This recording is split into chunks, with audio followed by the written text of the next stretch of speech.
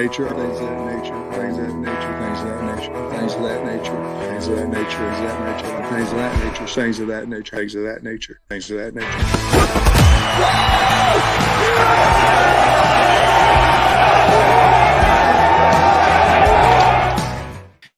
And welcome into the Pod of That Nature Live for Transfer Portal Edition, and a Merry Christmas Eve to everybody out there. John Neighbors alongside Curtis Wilkerson.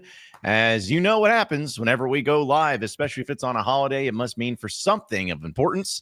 And I say, Curtis, it's a pretty important deal, as just this morning officially announced by the University of Arkansas Twitter. So this wasn't even just a report or anything.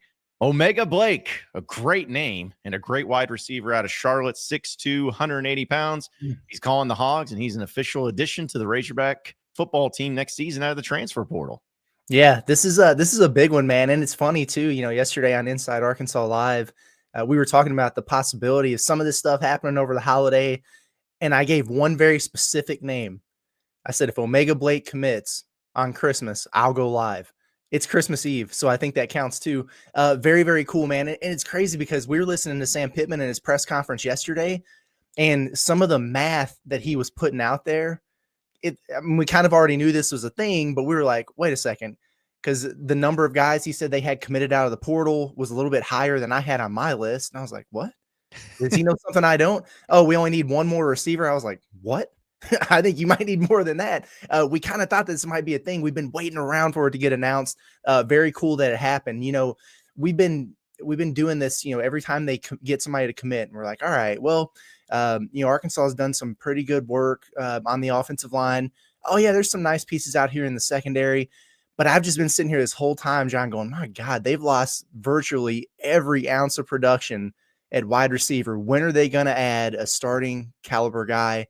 And they just did. I love Omega Blake, man. One of the best. Obviously, I think he's one of the best that Arkansas has picked up. I put him right up there with Corey Robinson, the offensive tackle, as like impact guys for Arkansas. Checks a lot of boxes here. He's the real deal. He's good. Yeah, if you look at just this last season, again, a funny connection because he came from Charlotte, where rumor that Bobby Petrino was going to be trying to be the head coach at. So a little full circle here, but. This past season in 2024, he had 32 receptions for 795 yards. And you see 795 yards is a good amount, but when you think about it, that's an average of 25 yards a catch. Yep. I mean, that's a huge number. Had 9 touchdowns, had a couple carries here and there, but he's been a 4-year player. Didn't play a whole lot in 2021 in his freshman year, but even in 2023, had 19 catches for 250 yards. And 13.2 yards and 2 touchdowns. So again, this is the type of player where he's not the biggest body. He's right there. He's not small, but he's not huge. He's 6'2", 180. But you can tell by some of the numbers, and if you watch some of his highlights, he's an explosive gameplay maker type of guy that can really be a deep ball threat, but also can do a lot of great things when he gets the ball in his hands. But he's originally from Rock Hill, South Carolina, and I'm with you on the feeling of what type of addition he was going to be, because again, we see the list of who Arkansas is talking to, who's on the visits, and not to say that there's still not a lot of good players that are still on the horizon or ones that they could add, but this was one because it's at the wide receiver position. I'm like, man, this one would be huge. This one would be great. They need a lot of help there. I've watching this guy's film. You can see why they were interested in him. And this may sound very cliche, but I don't care. He's a very Bobby Petrino offense type style player. Like, you can just tell why Petrino and why this offense really liked him, and why they really wanted him. And the fact that they were able to get him again, I think it's a huge addition. I really think that he's the guy that will step in right away. He's not going to replace Andrew Armstrong. We know that that's not going to be the case, but he's a guy that's going to step in. He's going to play right away. And I think that even in spring ball, he might be a player that a lot of people are going to be watching and seeing just what type of impact that he can make in the early part of the season, but especially going in the next season too. He'll be a fan favorite because people are going to love that name. And he's a guy at the skill position. He checks all the boxes when there are all the boxes that need to be checked, man. Like I said, all these dudes are out of here. So they had to go get some folks. And, it's like you needed some more length at the position because you've been getting all these, shorter receivers. Well, he's 6'2", check. You need an outside threat who you can throw it downfield to. You mentioned it, 24.8 yards per reception, check. production, because they've got a lot of guys, and not just necessarily at the receiver position, but kind of around, where they've gotten, super, super talented guys who for whatever reason just haven't had the opportunities or haven't proven it yet. 32 catches, 795 yards, 9 touchdowns. Will it translate to the SEC? We'll check, or we'll see about that, but it checks that box of production. And then you mentioned his previous years. Prior to his breakout season at Charlotte, he spent 2 seasons in the league at South Carolina. Yeah. And so he's got experience there. And he had, that a couple years ago with the Gamecocks, he had 19 receptions for 250 yards. And you could look at that and be like, okay, congratulations. Well, that's more than Tyrone Broden gave you this year. Yes. So like he's already above that. And then he's gone on somewhere and been a featured wide receiver and had really, really good production. So if you're wondering about how it's going to translate to the SEC, you might feel a little bit better about a guy like this than others, because he kind of already had some production before he had the breakout at a lower level. But I was looking at some of his game logs, John. Like 1 catch for 42 yards against North Carolina. Okay. 1 catch for 20 against Navy. Those are like the 2 toughest games Charlotte played. My God, he had some insane days. 5 catches for 205 yards and 3 touchdowns on FAU. 5 for 153 and 2 touchdowns on Rice. 3 for 128 and a touchdown against Memphis. Like, the dude is a home run threat. And that's exactly what Arkansas needs. Taylor Green's going to have to get that touchdown marker up next year. And in all seriousness, like, that's one thing for him, like, chill out on the interceptions a little bit, get your touchdown to INT ratio better. This is a dude who you can throw it to, who can go get it for you. I don't want to see Omega Blake next year with 1 touchdown at the end of the season. Get him the rock. Absolutely should never happen. And in fact, that would be a disaster if that ended up happening. But if people want a comparison, he's a little, people may remember this from the Bobby Petrino offenses way back when. He's a taller Marquell Wade, where, he's a guy that you could just see the sheer athleticism. Hopefully he doesn't destroy any Vanderbilt punt returners like Marquell Wade did in 2011. But he's a guy that, you just get the ball in his hands and he's going to find a way to make plays. And you went through his game log and everything. Like, having 5 catches for 205 yards, I don't care who it's against. That's an insane number. I mean, that's an average of 41 yards a catch. That's nuts. Just incredible. And then 3 of the touchdowns. So 5 catches and 3 of them were touchdowns. He's a guy that can really help out and really be added into the mix. And I know people look at their own platforms and outlets of who they look at, but at least on 24/7 Sports, he's the number 27 wide receiver in the country in the transfer portal, which a lot of people may see that back, man, that's pretty low. But he's the number 111th overall prospect. So, you always try to get those top 100 guys. Well, he's like, of how many, 5,000, however many guys in the transfer portal, to get the 111th overall player. To me, I've always looked at it in the transfer portal. It's like kind of like in high school. You get the top 150. You get a top 150 player. It's really good. You got a top 50 overall, 150 overall player. Number 27 wide receiver, doesn't matter. This is a guy that's a huge get for Arkansas. And I know, Curtis, people have been asking in the chat, what does this mean about Courtney Crutchfield? Because that's been into the mix. I mean, and you mentioned Pitman's comments. Are they going to get another wide receiver? Is this going to be that they go with him, Omega Blake, and they're moving on? They're going to get another wide receiver. And I mean, one would think would be Crutchfield. And I don't have any reason to be like concerned about that not happening, other than it just hasn't happened yet. You know what I mean? Right. Like, I've heard some rumblings that he might try to, take a handful of visits or something. And those are just rumblings as far as I know. Now, you don't want that to happen. Like, no, you cannot lose him a second time. So if we hear that he's visiting Lane Kiffin at Ole Miss or something, I might put my head through a window. But until something like that happens, I feel good about it as maybe just a matter of time situation. But, we'll have to wait and see. Regardless, they're definitely going to have to go get more help at receiver. Like I said, coming into this, I had Arkansas added a starting level receiver. They need 3 of them. Well, now they have 1, and that's good. So you need to go get at least another. And then maybe you give a CJ Brown, a long look in the spring, or, some of these other Raylan Sharp, Cam Shanks, whatever, but you need to go out and get another dude for sure. I would like it to be another guy who's really produced at a high level before, but Courtney Crutchfield is so talented that, he's one you just say, all right, well, maybe he hasn't shown it just yet, but you feel pretty good that the production could be there. So hopefully they lock that down. To your point a little bit about Omega Blake. Yes, 111 at 24/7 Sports. He's also 129 on 3. Like he's ranked up there pretty high with all these recruiting services. I always look at Pro Football Focus for these guys, and he was just outside the top 100 in both offensive grade and receiving grade at the wide receiver position. That's not just dudes in the portal. That's everybody at that position. So those are really high marks. A couple things I noticed. One that's awesome, but I'll save that one for last. He played 245 snaps out at he was out wide.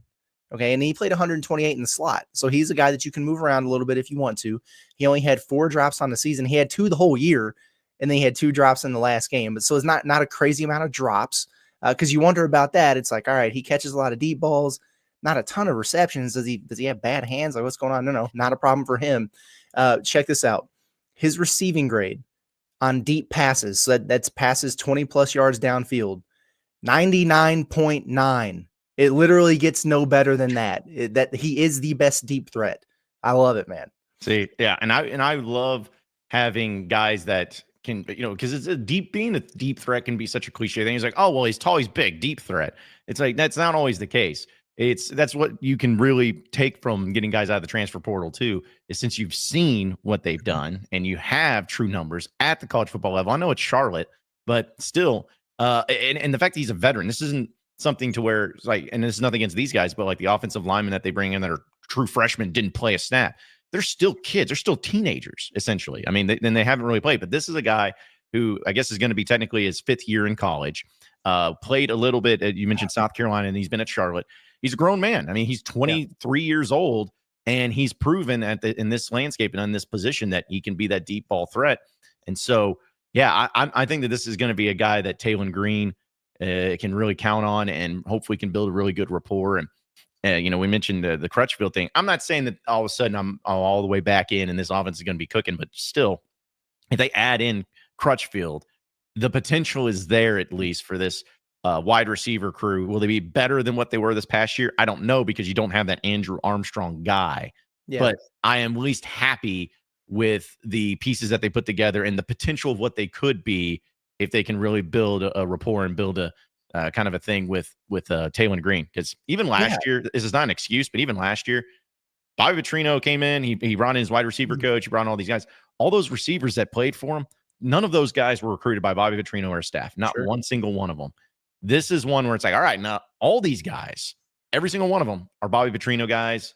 Of course, the wide receiver coach, his name just escaped me. Ronnie Fouch. Yes, Ronnie Fouch. Thank you. They're his guys. So, I mean, these are handpicked. These are the ones you want. So this should be something that works out really well. Yeah. And you're right. It's easy to look at it and think about that one-off comparison of like, well, who's going to replace Andrew Armstrong?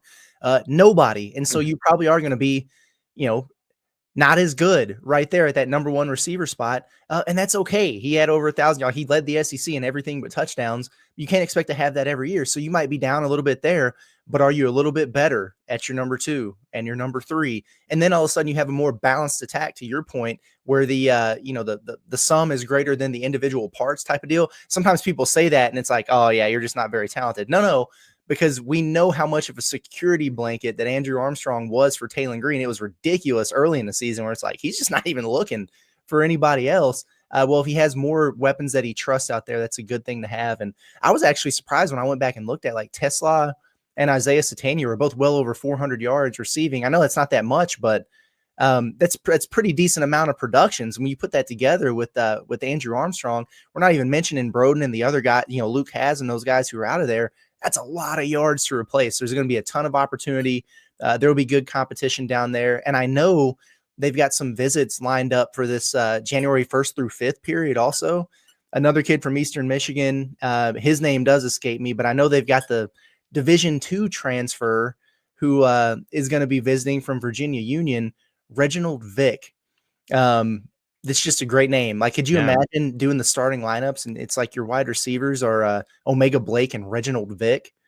That's big time, man. Yeah. Especially like if it goes by Reginald, not Reggie, like, cause that's what it's short for. Reginald. If you're going for the full name, I can respect it. Well, I wish we could show the highlights of him at Charlotte, but of course we would lose all of our money. So but I'll post this on our social media because there's just a couple YouTube videos of him at Charlotte. Folks, you need to check it out because he's a really good player, and you can see why the excitement's there for him for sure. Yeah. Let's do a few chats on this Christmas Eve edition of Pod of That Nature transfer portal. Love it. Yeah, let's Zach just come over and says #needle moved. Yeah, we've been we've been talking about those needle movers, man, since this thing started. And I think that's at least 3 times the needle is moved. The offensive line day, especially Corey Robinson, right? I mean, that's like, all jokes aside, that's absolutely an upgrade at whichever tackle spot they put him at. Because then I guess Carmona will go to the other one, whatever. Like, that's a starting level dude. Okay, great. Needle moved. I'm intrigued by the kid from Eastern Michigan, Quintavious. But I really like Jordan Young, Cincinnati. Yeah. And he's from the sounds of it, they're recruiting him as like a Swiss Army knife. He played a lot of corner. They feel like they can use him as safety. They can play him at the hog position. He's really good. So I think that he's a starting impact level guy. And then, I mean, Omega Blake here, that one moves the needle to a 10. Okay. So good stuff. And what did Sam Pittman say yesterday? He felt like they had about 6 or so pieces left to add, or spots left to fill, without knowing what was going to happen after the bowl game, if like other guys are going to leave, and that they were going to be patient with that. And he was even talking about the additions they made after the spring. So it might be winding up here, outside of a handful of guys until a little bit later on. But, I think that they need to move the needle with a majority of what they do moving forward here. Yeah, by the way, before we get to other chats, I just love that Omega Blake's Twitter handle is 9, because that's his number, 9 issues for 6. So take that for what it is. Yeah. I don't know. Maybe there's a meaning behind it. Heartbroken Hog says, don't y'all love when your parents left to let you open one gift early on Christmas Eve? Yeah, Santa came early. Exactly. For the Razorback football team. And respect to him, honestly, for it's, and anybody can have their moment whenever they want to have it, and some guys like to do it on like, Christmas morning, and they think, oh, this will be really cool for the family and everything, and the fan base, and they ain't worried about media guys who have to cover it or whatever. That's okay. But for him to do it, Christmas Eve, like whatever, I'm not usually a huge fan of like holiday commitments, but he did it in the morning. Like, people are just up having their coffee. They haven't even started their Christmas celebrations yet. And dude, you're the news all day now. Yep. So good on you. You maximized the potential excitement for your commitment. Yep. It's really a nice of him, a nice gesture of him to do that. But I will say too, also with doesn't mean anything against these guys or in the national media, because they do a great job. I always find it interesting though, when the school, Arkansas, is the one to break the news. Usually we got Hayes Fawcett and all these guys on top of everything. And almost all of them, so far as Arkansas's additions, have been first reported by them. This was one that at least I didn't see any, Curtis, of any reports. This was just U of A is the one that put it out there. So who knows? Maybe he wasn't talking with anybody. Maybe they weren't, they fell asleep at the wheel a little bit. Don't really know, but I at least appreciate that, where there's no hesitation. It's just, nope, U of A's done it. He's signed, sealed, delivered. He's the guy. So we can go from there. I do like that. You don't have to confirm. Like sometimes that it will just get put out randomly. And if it's not a national guy, you're like, damn, you're trying to, can I get a hold of the kid? Can I get a hold of the agent? Like, can somebody on the staff, the coaching staff confirm? No, U of A put that stuff out there, and we already know we can run with it. I like that. I do too. Appreciate the super chat, Jason. Thanks so much. But he says, do you think that these G4 and FCS players really make that much difference in the SEC? Weren't they playing at lower schools for a reason? Well, I've thought about this a lot, and I had somebody shoot me a DM yesterday that was like, hey, I'd really like it if you guys, maybe when this wraps up, could kind of do a class analysis based on, where Arkansas is bringing all these guys in from, and where the ones who are leaving are going, like where those guys are going. So on one hand, you can look at it and it's like, man, Arkansas is losing a lot of dudes to other SEC schools and other, Power 4 schools. And then, they're bringing in a lot of guys from, I always want to say mid-majors because I'm a basketball guy, but like group of 5, programs or FCS schools. And then the SEC guys they're bringing in didn't really play where they were at. So you could look at it from that, viewpoint. And I don't blame anybody who does. At the same time, you can also look at it and be like, well, some of these guys who wound up being really good for Arkansas, or who are, moving on now to other SEC schools, like they got their start at the lower levels. And that is one thing I'll give Sam Pitman credit for and this coaching staff credit for, is they've done a pretty good job of identifying those smaller school guys who've been able to come in and give them good production. Like they've done a good job with that, and they've done a good job in the portal. And this is going to be a good portal class. Like I don't want that to be twisted at all. I'm pretty pleased with what they've done. If you just look at this class in a vacuum so far of who they've gotten. But my question remains, are you at the end of the day going to have replaced sufficiently everything that you've lost? That's one question. Well, you were a 6-6 football team. Now you've got a harder schedule. Are you going to be able to improve on that? Are you going to be able to up the talent? Right? Because that's what everybody wants. They don't want a roster that's good enough to go 6-6 again. They're looking for 8 wins, 9 wins, whatever. This place is about to melt down for a 500 season. So they have to elevate the level at which they've been doing things. Right now, I think they're on track to replace effectively. I don't know that they're on track to have upgraded.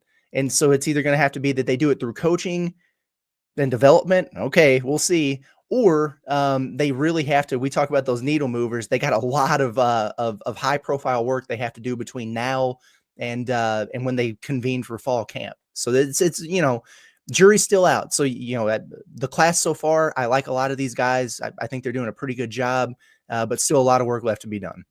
Yeah, and my thing too is like I know this is more of the exception to the rule, and I'm not saying Arkansas is getting all these NFL guys, but if you go in and look in the NFL and see just how many players come from small schools, FCS schools, G4 schools, it's almost as much as the Georgias and the Alabamas. When you can find those types of players, a lot of them get overlooked. A lot of them develop late. A lot of them, came from small schools, maybe didn't have the best of promotion and everything as far as coming from certain states or whatever, and they develop.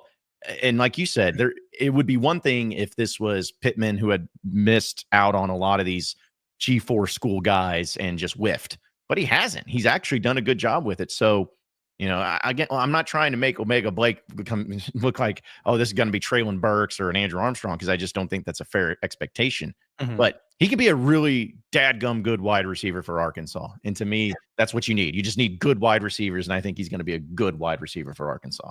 No doubt. Let's see a few more here before we get out of here, folks, because I know everybody's got their Christmas Eve and Christmas holiday fun and craziness to get into. Vince for me says, question for the panel. Obviously, we won't have someone better than Andrew Armstrong, but is it possible to have a better wide receiver core this year with these additions, plus maybe Crutch, or is that wishful thinking? I mean, it is wishful thinking, and it is possible. And that you're going to have to hope that that's the case. It's like we said a few minutes ago. I don't think that there is a wide receiver in the portal at all that is going to give you what Andrew Armstrong did. I just don't think that guy exists out there. Not many people in the country did it last year. And if they did, they're going to the NFL. So, it's going to have to be a sum of its parts situation. I like Omega Blake. And if he's your number one, I'm okay with that. But then I think to your point here, Vids, for me, they probably need, a couple more guys as proven or as talented as him around him. Like he can't be, I don't think, clearing away, far and away your top wide receiver if this room is really going to be better next year. And so like the Courtney Crutchfield thing, I'm excited about it because of the talent. Now, he was in a very loaded wide receiver room at Missouri. I understand that, but he didn't play. And so we don't know. And that's the wishful thinking part of this is if they add Courtney Crutchfield, you're going to have to go into it saying, all right, either it's a wait and see approach because we haven't seen it, so I got to wait until I do, or you're just believing that the talent is going to become production. And you got to hope that like it has to. He can't be a miss. He can't not be ready. He can't need more time or another year. He's got to step in and be a starter and a producer for you right away. And then you probably need, another guy to do the same thing, whether it's somebody else that they pick up, or somebody else who maybe grows through the program. We mentioned a couple of the guys who might be returning. So that's what you got to hope for. Is that going to happen? I don't know. I mean, there's just more work to be done. A few more here. Let's see. Linnell says, secondary caught a lot of flack for lack of speed and athleticism. How do these portal additions help with that? I started that one. I don't know that they do. And so that's why I started your comment, because I think that they've got some good pieces. I think that they've added some good talent, some decent experience. I think they're doing a pretty decent job of replacing what they've lost back there. But this was also one of the worst pass defenses in the SEC in the country. And they were also very, very bad at tackling on the back end. So we'll see. Now some of these guys have really good coverage grades. But I know, like, in terms of speed, with the corner from Oklahoma, for example, big bodied corner, like he's going to have to, battle with these guys in one-on-ones and be physical. And maybe that's something he can do. But speed wasn't the strong suit. And so, yeah, that's something to consider. Same thing with, with a couple of those guys that they added over the weekend, maybe not the burners that you need on the back end, but really good in other areas. So in terms of speed and athleticism, I don't know that they've necessarily upgraded that, although they've got some talented additions. So that is something to keep an eye on for sure. That's a good observation. Yeah. This isn't on our chat, but somebody just tweeted this. I thought it was kind of funny because it just goes to show you how much people overthink these things. But Tanner says, I bet Bobby P got Charlotte to pay for his trip out there to gauge his interest for the head coaching job, but he only went out there to take their wide receiver and talk to him and recruit him. Great work. I mean, hell, let's go with that. Might as well. I mean, it's as good as theory as anything, but yeah, smart move. See, everybody else is playing checkers and Bobby's over here playing chess. When it comes to the coaching thing. All right, just a couple more here. Eli, just real quick, he says, I know y'all probably covered his Andrew Armstrong moving on. Yes, he's gone. 100%. And also, Blake wants to know, Curtis, is there another name to make you come back live on Christmas? That's a really good question. For the most part, it would have to be a surprise. But here's what I'll say. I mean, listen, if Crutchfield pops, I'm gonna come on here and go live. Like, come on now. Yeah. I will for sure. Maybe a really good defensive lineman, like a starting caliber defensive lineman, that would get me going a little bit. But honestly, like if it's another, backup offensive tackle, because Sam Pitman says apparently they need more of those, which is, I mean, okay. Yeah, I don't know. Like maybe I just record 10 minutes or something and put that out instead of go live. But if it's another hashtag needle mover, then yeah, I probably would. Yeah, I feel like my role if we were going live, at least for like on Christmas or something, would be if it's a guy I know is going to be a bona fide starter right away. Yeah. Then I think that's probably worth going live for. Appreciate it. Oh, go ahead. I was just going to say, if we go live for somebody on actual Christmas Day, and then they wind up not panning out or being a bust, I'm gonna talk bad about him every single day. Remember the time we went live on Christmas Day for this dude, and now he's not even playing? He missed that tackle. It just that's the one thing you got to consider about it. If you're going to commit on a day like that, you got to bring it, man, because the expectations are automatically higher because you chose to do this. I'm just saying. You could ruin Christmas for everybody forever if you don't perform well, but you commit on Christmas. But appreciate the super chat. Adreno. He says, "Merry Christmas, fellas. It might just be me, but Pitman seems a lot more locked in." I mean, yeah. Well, here's the thing: it's like a lot more locked in. It just depends on when you compare it to.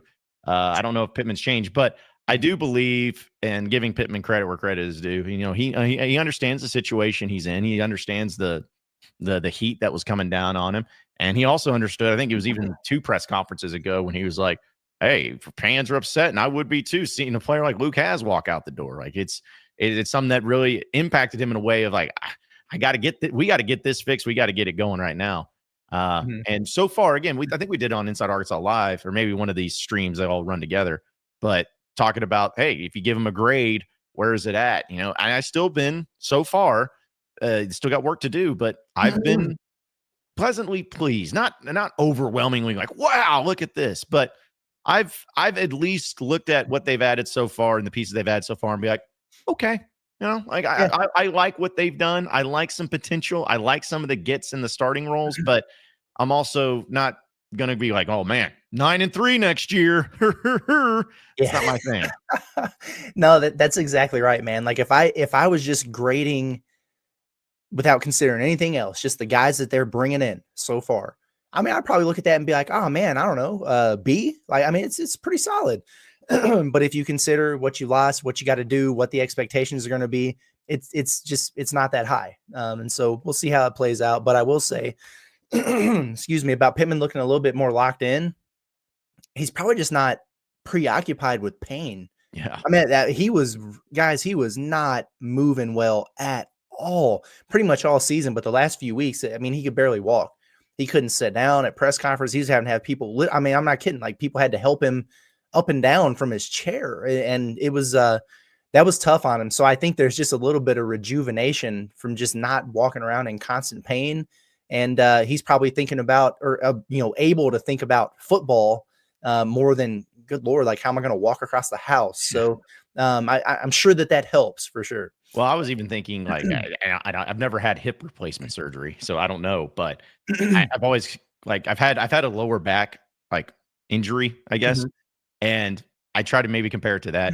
There is nothing worse than that, because no matter what it is you do, there's nothing, you're never comfortable, ever.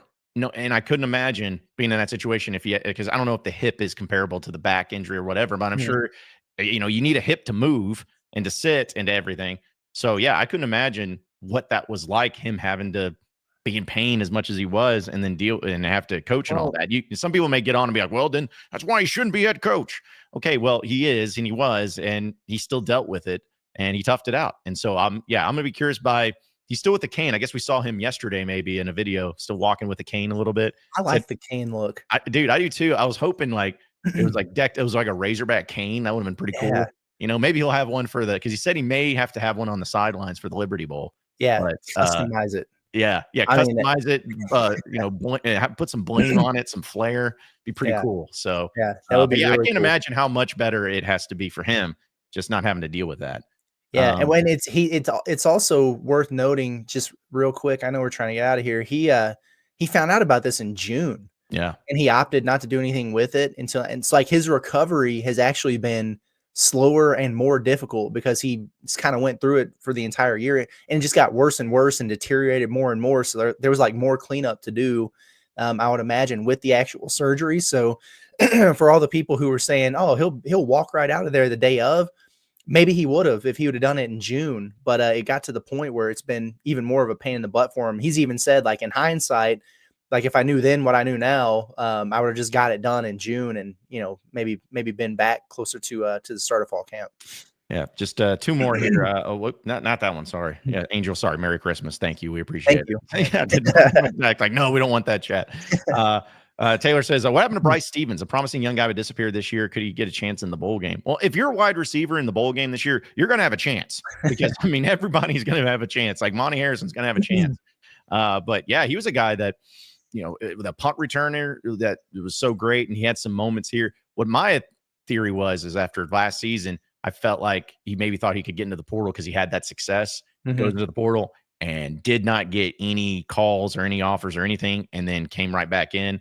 And nothing against him, but it's like you could see it with Bobby Petrino in this offense. If he's not getting out on the field, there's got to be a reason why. So, maybe he's just hasn't developed. Maybe he's not as good, but he's going to have his opportunities and his chance to possibly get back into the rotation and get back to playing, because he will, I believe so, unless he goes into the portal, be back next season in the wide receiver room. Yeah, I mean, he went from a guy who was playing early and like they were looking for opportunities to start him, for the first couple of years of his career there, and then you're right, like he's kind of disappeared and we haven't even heard of him. It was easy to even wonder if he was still on the team until the bowl practices here recently. It's just it's been a little bit of a fall off, and it doesn't help that you get Isaiah Satania, who winds up being a better punt returner than you, when honestly he's probably a serviceable starting punt returner at most places across the country. Satania was just a really good one, and so he got buried there as well, and you just never heard about him anymore. Yeah.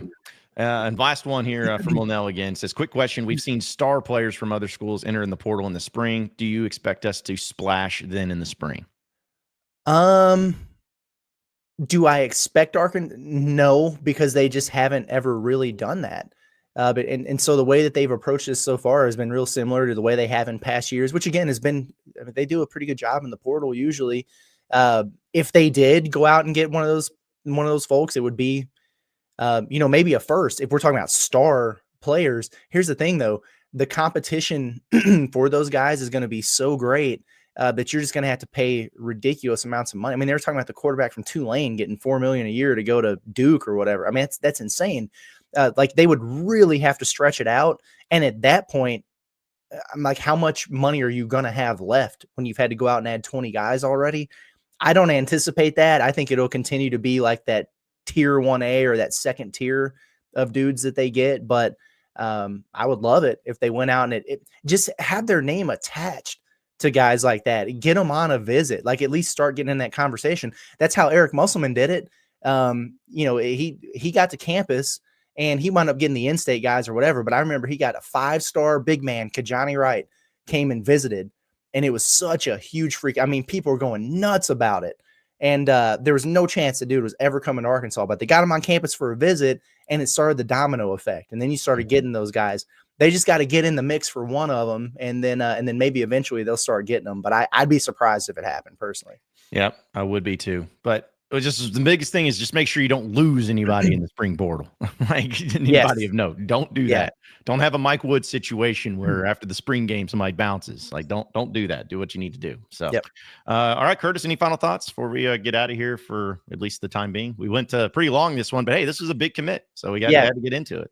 Yeah, we were looking forward to this. We were texting back and forth yesterday, like, man, I hope he commits soon. I got so much to say about him, and he did. So appreciate that. But no, not really on final thoughts, other than really appreciate everybody who tapped in with us on Christmas Eve. The numbers are crazy there. And so appreciate all of you and happy holidays to you and yours. And everybody enjoy the family time and be safe out there traveling. That's right. Merry Christmas Eve to everybody. And I would say we'll see you after Christmas, but we don't know. We'll see where it happens. But either way, subscribe to us here at Inside Arkansas on our YouTube page. Hit that bell up there so you get notified every time we go live, because you know when we go live, something big and fun and crazy and entertaining is happening. So be sure to subscribe. Check us out on social media at Inside Arkansas. And also check out our website at InsideArkansas.com for all the latest and greatest up-to-date information on the Razorbacks. We'll keep it going from there. So for Curtis Wilkerson, I am John Neighbors. Same sports show, same sports channel whenever we go live again. But have a Merry Christmas Eve, folks. We'll see you then.